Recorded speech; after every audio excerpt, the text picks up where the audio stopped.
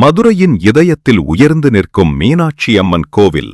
அந்த புனித நிலத்தில் ஆண்டுதோறும் நடைபெறும் ஒரு அற்புதமான ஆன்மீக நிகழ்வுதான் மீனாட்சி திருக்கல்யாணம்.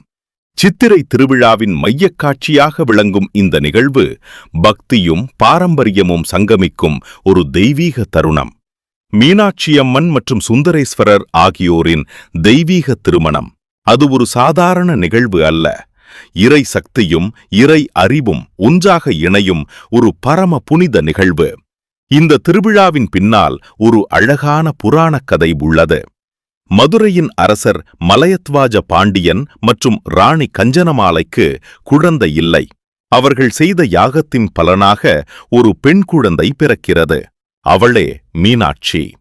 வீரத்திலும் ஆட்சியிலும் சிறந்தவளாக வளர்ந்த அவள் இறுதியில் சிவபெருமான் சுந்தரேஸ்வரராக வந்து அவளை திருமணம் செய்கிறார். அந்த தெய்வீக தருணமே இன்று ஒரு மாபெரும் விழாவாக கொண்டாடப்படுகிறது. திருக்கல்யாண நாள் வந்துவிட்டால் கோவில் முழுவதும் ஒரு சொர்க்க உலகமாக மாறிவிடுகிறது.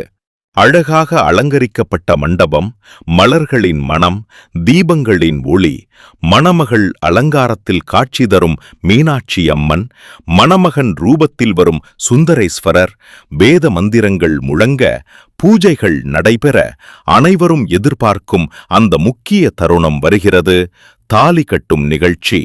அந்த நேரத்தில் ஆயிரக்கணக்கான பக்தர்கள் ஒரே குரலில் பக்தி முழக்கம் எழுப்புகின்றனர். மலர்கள் பொழிகின்றன, இசை ஒலிக்கிறது. முழு சூழலும் ஒரு தெய்வீக ஆனந்தத்தில் மூழ்குகிறது. அதை நேரில் காண்பது ஒரு மறக்க முடியாத ஆன்மீக அனுபவம். இதுவே மதுரையின் அடையாளம். இதுவே தமிழர் கலாச்சாரத்தின் பெருமை.